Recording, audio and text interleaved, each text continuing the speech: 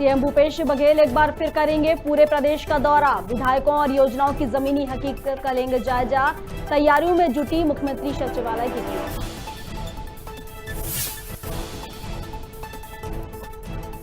Team. के मिश्रा का सरकार पर तंज, कहा सरकार को मनाना चाहिए बेरोजगारी दिवस। युवाओं को शिवराज दिखा रहे झूठे सपने।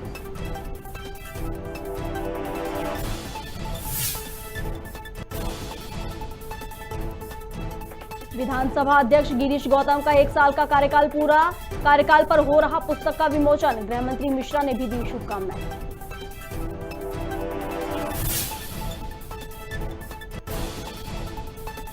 रूपन चंद्राकर और सचिव पहुंचे कामता दिल्ली। राष्ट्रीय किसान नेता राकेश टिकैत से की मुलाकात। छत्तीसगढ़ के किसानों के आंदोलन और उनकी मांगों को लेकर की चर्चा।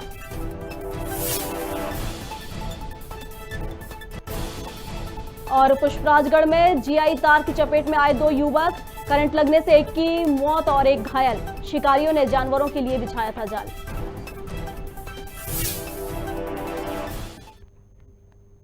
नमस्कार, खबर भारत देख रहे हैं आप। मैं हूं आपके साथ प्रियंका। चलिए बढ़ते हैं खबरों की ओर। विधानसभा अध्यक्ष गिरीश गौतम का अध्यक्षीय कार्यकाल का 1 साल पूरा हो गया है। 1 साल के कार्यकाल का पुस्तक का विमोचन किया जा रहा है जिसमें संसदीय कार्य मंत्री डॉक्टर नरोत्तम मिश्रा भी कार्यक्रम में शामिल हुए। वहीं गौतम को अध्यक्ष पद पर 1 साल पूर्ण होने पर पुष्पगुच्छ भेंट कर उन्हें शुभकामनाएं दी। विधानसभा के अंदर जिस दायित्व के निर्वहन की जिम्मेदारी मिली है उसमें संसदीय कार्य मंत्री ने काफी मदद की है, इसलिए साल भर का कार्यकाल अच्छा रहा। विपक्ष की ओर से भी काफी सहयोग मिला है। इस विधानसभा में कुछ नवाचार किए जाएंगे। विधानसभा शुरू होने के पहले जिन विधायकों के प्रश्न होंगे उन्हें सुना जाएगा, जिससे उन्हें सवाल पूछने में भी मदद मिलेगी। 3 मार्च को सभी पूर्व विधायकों को बुलाया गया है, जिसमें उनकी समस्याएं भी सुनी जाएंगी और उनका निराकरण करने का भी प्रयास किया जाएगा। वास्तव में अविस्मरणीय और अद्भुत कार्यकाल, और ये पुस्तक जो आपके सामने आई वह वही उस कार्यकाल का प्रतिबिंब है। किसी विद्वान ने कहा था और किसी ने लिखा कि लिखने योग्य किया जाए। ये पुस्तक में वही लिखा है जो किया है। इस 1 वर्ष में कई निर्णय माननीय अध्यक्ष जी के ऐसे हुए जो मील के पत्थर साबित हमारे संसदीय कार्य में रहेंगे। पुरस्कार वितरण का समारोह आयोजित करूं और हमारे उत्कृष्ट विधायक का, उत्कृष्ट मंत्री का, हमारे पत्रकार का, इलेक्ट्रॉनिक का, प्रिंट का, हमारे पूरे अधिकारी का, हमारे कर्मचारी का, इतने पुरस्कारों की घोषणा मैंने की है, उन सारा दे सकूं। ये बड़ा उद्देश्य है जो साल भर के भीतर मैं पूरा करने जा रहा हूं। स्वाभाविक है कि चूंकि पहली मर्तबा प्रयास हो रहा है, कई दिनों बाद, कई महीनों का, कई सालों बाद, तो चयन में थोड़ा उतना समय मिला नहीं, चयन समिति को समय कम मिला।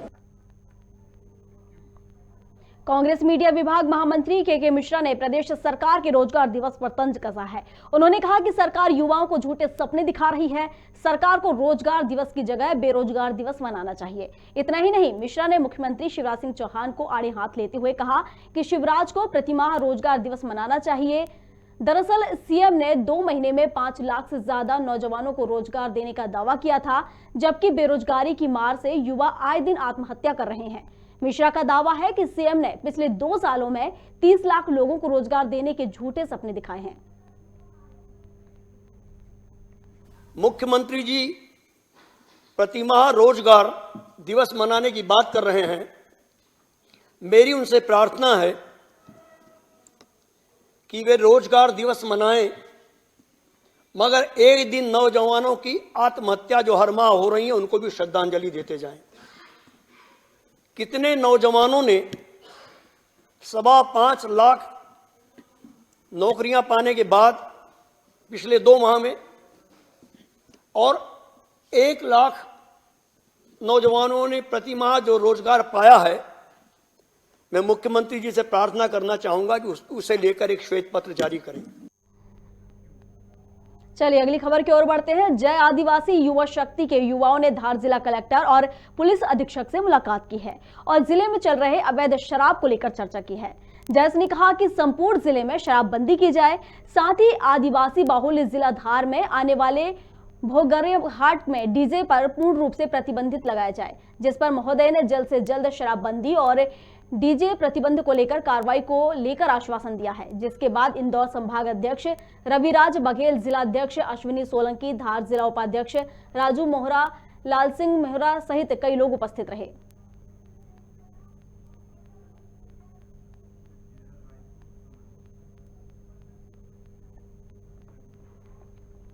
श्रीमान कलेक्टर महोदय को, धार जिले के कलेक्टर महोदय को जय आदिवासी युवा शक्ति जयेश के माध्यम से हम लोग मांग की कि जो धार जिले में अवैध रूप से शराब का जो कारोबार चल रहा है, इसके लिए इस संबंध में हमने आज कलेक्टर महोदय को ज्ञापन दिया है, जिससे कि धार जिले में अवैध शराब की गतिविधियों के वजह से आज धार जिला जो अनुसूचित क्षेत्र है, जहां पर शिक्षा और जो कई आदिवासी परिवार उजड़ने के कगार पर है, जिससे शराब के नशे में कई ऐसे परिवार डूब चुके हैं, जिससे उनके परिवार खत्म होने के कगार पर, जिसके संबंध में आज हमने कलेक्टर महोदय से निवेदन किया और हमने ज्ञापन सौंपा है। चलिए एक रुख छत्तीसगढ़ की ओर कर लेते हैं, जहां छत्तीसगढ़ के मुख्यमंत्री भूपेश बघेल को सत्ता की बागडोर संभाले लगभग 3 साल पूरे हो चुके हैं। लिहाजा सीएम बघेल का एक बार फिर पूरे प्रदेश के दौरे पर निकलने की तैयारी हो रही है। इसके लिए मुख्यमंत्री सचिवालय में काम शुरू हो गया है। पार्टी की माने तो विधानसभा सत्र खत्म होने के बाद यह दौरा शुरू हो सकता है, जिसमें सभी विधानसभा क्षेत्र में पहुंचेंगे, जहां योजनाओं की जमीनी हकीकत देखने के साथ लोगों से विधायकों के बारे में भी फीडबैक लिया जाएगा। देखिए, कांग्रेस की सांगठनिक गतिविधियां तेज हैं। अभी हमारा सदस्यता अभियान चल रहा है, साथ ही बूथ कमेटियों के पुनर्गठन का भी काम चल रहा है।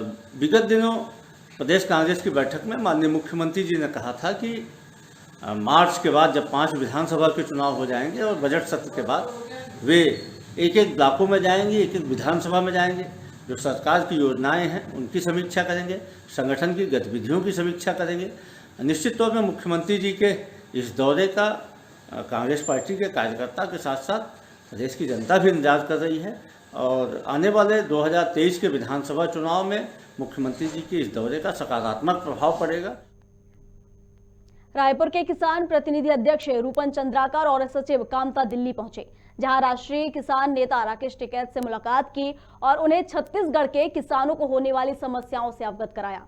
साथ ही उन्होंने 45 दिन से किसानों के आंदोलन को और उनकी मांगों को लेकर भी चर्चा की।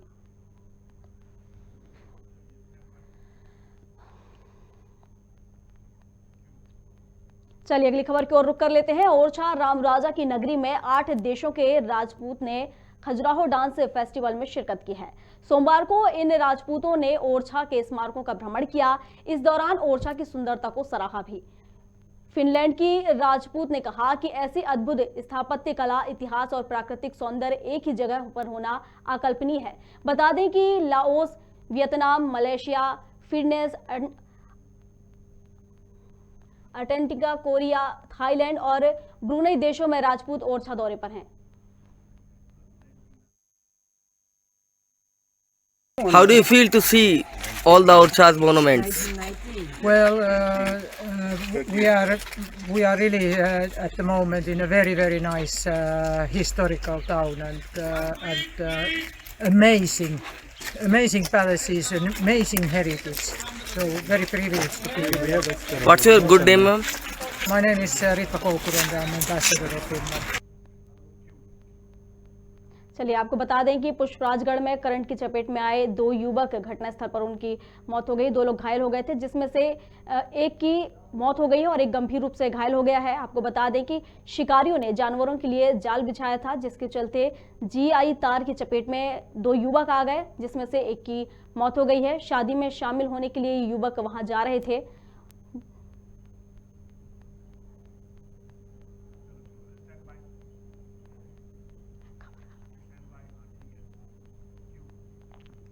चलिए अगली खबर की ओर रुख कर लेते हैं। श्योपुर में भाजपा विधायक सीताराम आदिवासी ने जिला कलेक्टर पर नाराजगी जताई है।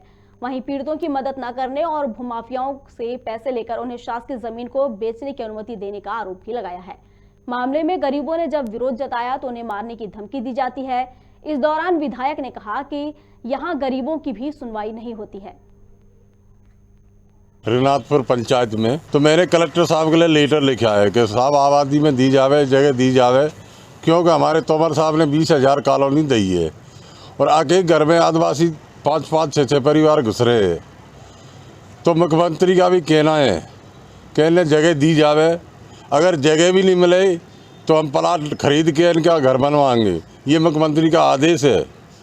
तो कम से कम 20,000 कॉलोनी तोमर साहब ने दी है, तो मैंने लेटर भी दिया है। 6 महीना हो गया, वो बात है कलेक्टर अनसुनी कर रहा है। हम आपको बता रहे हैं श्योपुर की खबर, जहां पर श्योपुर में भाजपा विधायक सीताराम आदिवासी ने जिला कलेक्टर पर नाराजगी जताई है और उन्होंने पीड़ित की मदद न करने और भूमाफियाओं से पैसे लेकर उन्हें शासकीय जमीन बेचने की अनुमति देने का आरोप लगाया है। चलिए, और इस पर अधिक जानकारी के लिए नितिन सोलंकी श्योपुर से हमारे साथ हमारे सहयोगी जुड़ चुके हैं। नितिन, विधायक ने एक ऐसे आरोप लगाए हैं कलेक्टर पर कि उनके द्वारा गरीबों की नहीं सुनी जाती है, जो पीड़ित लोग होते हैं उनकी मदद नहीं की जाती है, और जो भूमाफिया हैं उन्हें शासकीय जमीन की अनुमति देने के लिए उनसे पैसे लिए जाते हैं।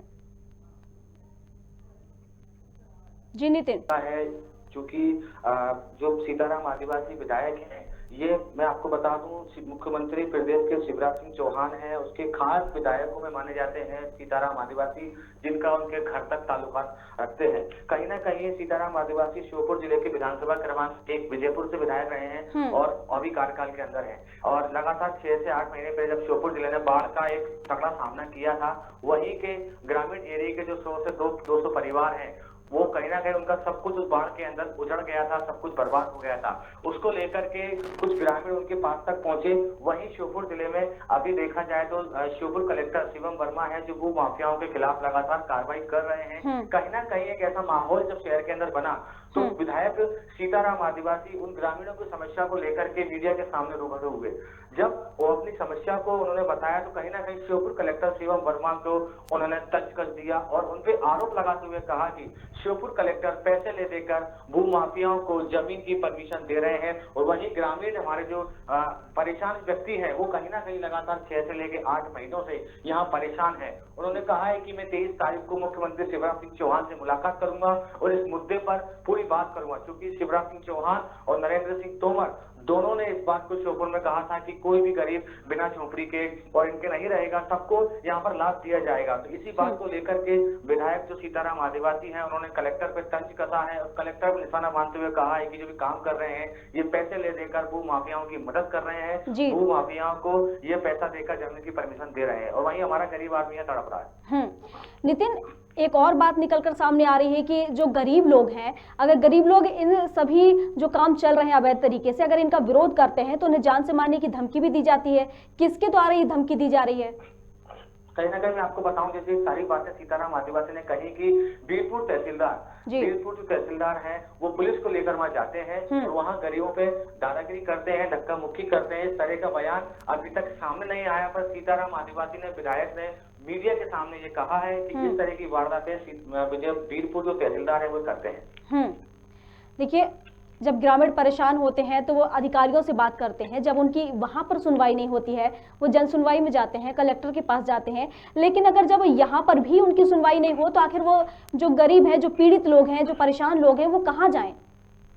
जी बिल्कुल बिल्कुल, क्योंकि मैं आपको बता दूं हमारा श्योपुर जो है बिल्कुल ट्राइबल आदिवासी बहुल क्षेत्र है। ये पूरा श्योपुर जिले में इसको देखा जाता है। कहीं ना कहीं विधायक सीताराम आदिवासी है, प्रॉपर एक समुदाय को लेकर के चलते हैं। जब उनको लगता है कि शासन एक तरफ गरीबों को देने के लिए, घर देने के लिए उनको एक अच्छा आशियाना देने की बात करता है, वहीं लोकल क्षेत्र में जिला कलेक्टर शिवम वर्मा इस तरह का कारनामा करते हैं कि वो पैसे लेकर जमीन की परमिशन भू माफियाओं को दे रहे हैं, उनका सपोर्ट कर रहे हैं। इस तरह की बातें सीताराम ने कही है। कहीं ना कहीं वो इस बात को अपने सीएम तक पहुंचाते हैं, हर मुद्दे को सीएम तक रखते हैं। जब सीएम शिवराज सिंह श्योपुर आते हैं तो खास मुलाकात उनके साथ करते हैं, सीताराम आदिवासी को समय देते हैं, और जब ये भोपाल जाते हैं तो सीएम शिवराज को समय देते हैं। कहीं ना कहीं देखा जाए तो पूरा जो वाकया खड़ा हुआ है, तत्कालीन श्योपुर कलेक्टर शिवम वर्मा अभी भू माफियाओं पर लगातार कार्रवाई कर रहे हैं। एक ऐसा कार्रवाई करने के दौरान एक ऐसा माहौल बना है जब ये सीताराम आदिवासी मीडिया के सामने रूबरू हुए और लगातार वो मीडिया से आग्रह कर रहे हैं कि इन खबरों को लगाया जाए, इन खबरों को चलाया जाए। कहीं ना कहीं गरीब हमारा परेशान है और अच्छे अमीर व्यक्ति है उनको लाभ दिया जा रहा है, हमारे गरीब आदमी को, हमारे गरीब जो मजदूर वर्ग के लोगों को लाभ नहीं दिया जा रहा है। कहीं ना कहीं सरकार से उन्होंने आग्रह लगाई है, कलेक्टर से आग्रह लगाई है, कहीं ना कहीं अगर मकान नहीं बना सकते तो उनको जमीन दे दी जाए जिससे वो अपना आशियाना बना सके। नितिन, भले ही सरकार लाख दावे करे, लाख योजनाएं निकाल ले, लेकिन जब हम उनकी जमीनी हकीकत देखने जाते हैं ना तो कुछ और ही नजर आती है। जिस तरीके से आज हम श्योपुर में देख रहे हैं कि यहाँ पे जो ग्रामीण हैं किस तरीके से परेशान हो रहे हैं, वहाँ के जो लोग हैं कैसे पीड़ित हो रहे हैं, गरीब लोग असहाय हैं, गुहार लगा रहे हैं, उसके बाद भी उनकी कोई सुनवाई नहीं हो रही है। कलेक्टर से गुहार लगा चुके हैं, सीएम तक भी बात पहुंचा चुके हैं, लेकिन इसके बाद भी उनकी कोई सुनवाई नहीं हो रही है। जी बिल्कुल बिल्कुल, ये सही है। सोचने वाली बात है कि जिस तरीके से प्रदेश सरकार गरीब लोगों के लिए, खासतौर से आदिवासी समुदाय के लिए सारी योजनाओं का संचालन कर रही है, कहीं ना कहीं उनको लाभ मिलता है। तो ये जो समस्या निकल के सामने आई है, एक श्योपुर जिले में आपसे 6 महीने पहले जो बाढ़ का सामना शहर के पूरे शहर में किया था, इस तरह की तबाही का मंजर पूरे शहर वालों ने देखा था। तो कहीं ना कहीं ये समस्या वो है कि उनका आसियन उनके पास नहीं है। हम लोग बात करें तो अगर उनको जगह दी जाए तो कहीं ना कहीं उनको सुविधा उनको मिल सकती है, पर कहीं ना कहीं ये सुनवाई उनकी नहीं हो पा रही है। इसलिए उनको सीताराम अपने विधायक पर भरोसा जताते हुए वहां पहुंचे हैं। लगभग 200 लोग वहां पहुंचे और विधायक लोकली जो जनप्रतिनिधि है भारतीय जनता पार्टी के, वहां उनके साथ पहुंचे हैं, कहीं ना कहीं इनकी मदद हो सके। और वो सरकार से आग्रह कर रहे हैं और खास तौर से 23 तारीख को वो शिवराज सिंह से मुलाकात करने वाले हैं इस मुद्दे पर। देखो नितिन, अगर कोई और विभाग हो तो समझ में आता है कि भाई दूसरा विभाग है तो उसकी शिकायत ऊपर जाके कर दें, कलेक्टर से कर दें, उनके वरिष्ठ अधिकारियों से कर दें। लेकिन जब खुद कलेक्टर ही, जो कि बहुत बड़े पद पे बैठे हुए हैं, जो जिनके अंदर पूरे चल रहा है पूरा, वो अगर वही ऐसी हरकतें करेंगे तो आखिर ये जो पीड़ित लोग हैं वो कहाँ जाएंगे? नितिन, आपकी कलेक्टर से कोई बात हुई इस पूरे मामले को लेकर? उनका क्या कुछ कहना है? इस मुद्दे पे कलेक्टर सर से बात नहीं हो पाई है, क्योंकि विधायक सीताराम आदिवासी से ये बात बाय फोन हमारा हुआ था और समस्त मीडिया वालों से उन्होंने इस सारी बात को शेयर किया है, क्योंकि अभी जिला कलेक्टर से इस मुद्दे पर बातचीत नहीं हो पाई। चलिए नितिन, आपका बहुत शुक्रिया। हालांकि ये तो देखने वाली बात है कि खबर चलने के बाद भी कब तक उनके कानों में जू रेंगती है और कब तक यहाँ के लोगों को इनकी जो भी समस्याएं हैं उनसे निजात मिल पाता है।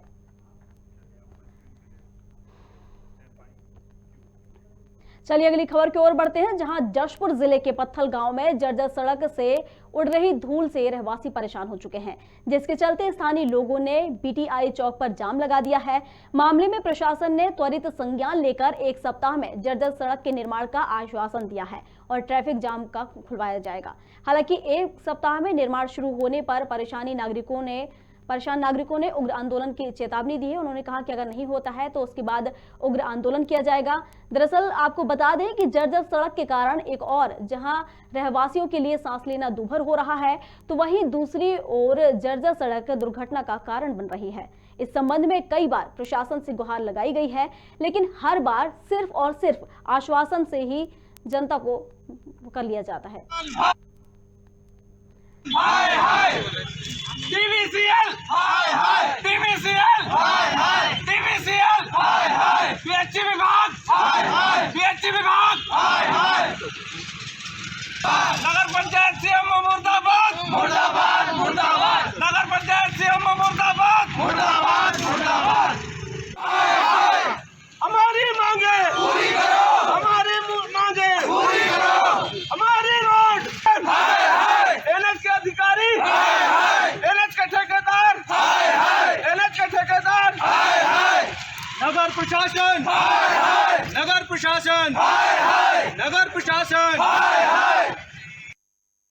विगत 5-6 वर्षों से इस क्षेत्र में रहने वाले, जहाँ पे नगर पंचायत का 1 नंबर 2 नंबर वार्ड का एरिया आता है, यहाँ के रहने वाले लोग धूल से, रोड की बदहाली से बहुत परेशान थे। इससे पहले भी कई बार सांकेतिक जाम किया गया या अपनी मांग शासन प्रशासन के सामने रखी गई, परंतु कोई ठोस निर्णय नहीं लेने के कारण आज फिर हम लोग सांकेतिक प्रदर्शन के रूप में आके यहाँ पे इकट्ठा हुए। माननीय एसडीओपी साहब ने यहाँ पे आके हमें जो भी आश्वासन दिया, उन्होंने कहा 8 से 10 दिन के भीतर में काम चालू हो जाएगा और लोगों को इस समस्याओं से निजात मिल जाएगा। और मशीन आ गई है, पूर्णता में है का कैसा आश्वासन मिला है, और सप्ताह भर के अंदर अगर कार्य चालू नहीं हुआ तो फिर से हम लोग उग्र आंदोलन और धरना प्रदर्शन और चक्का जाम करेंगे। शासन और प्रशासन और ठेकेदार का ध्यान आकृष्ट करने के लिए आज चक्का जाम जैसे प्रतीकात्मक किया गया था, जिसको कि तहसीलदार महोदय और एसडीएम साहब के आश्वासन के बाद ये चक्का जाम खत्म किया गया और सांकेतिक चक्का जाम था, जिसके बाद फिर रोड सुचारू रूप से चालू हुआ।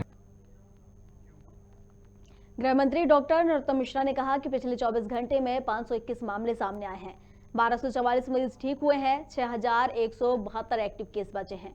वहीं कहा कि सीएम शिवराज 3:30 बजे कोरोना को लेकर समीक्षा बैठक करेंगे। पिछले 24 घंटे में मध्य प्रदेश में एक पुलिसकर्मी कोरोना पॉजिटिव हुए हैं। वहीं कमलनाथ के ग्वालियर चंबल दौरे को लेकर कहा कि पूरी कांग्रेस को जमींदोज करने के बाद अब कमलनाथ कार्यकर्ताओं से जमीन पर काम करने की बात कर रहे हैं। पूरे जीवन जिन्होंने जमीन पर काम नहीं किया, वह कार्यकर्ताओं से जमीन पर काम करने की बात कह रहे हैं। पिछले 24 घंटे में संपूर्ण मध्य प्रदेश के अंदर 521 प्रकरण कोरोना के नए आए हैं, जबकि ठीक होकर अपने घरों की ओर जाने वाले 1244 लोग हैं। संपूर्ण प्रदेश में अब एक्टिव केसों की संख्या 6172 कुल बची है।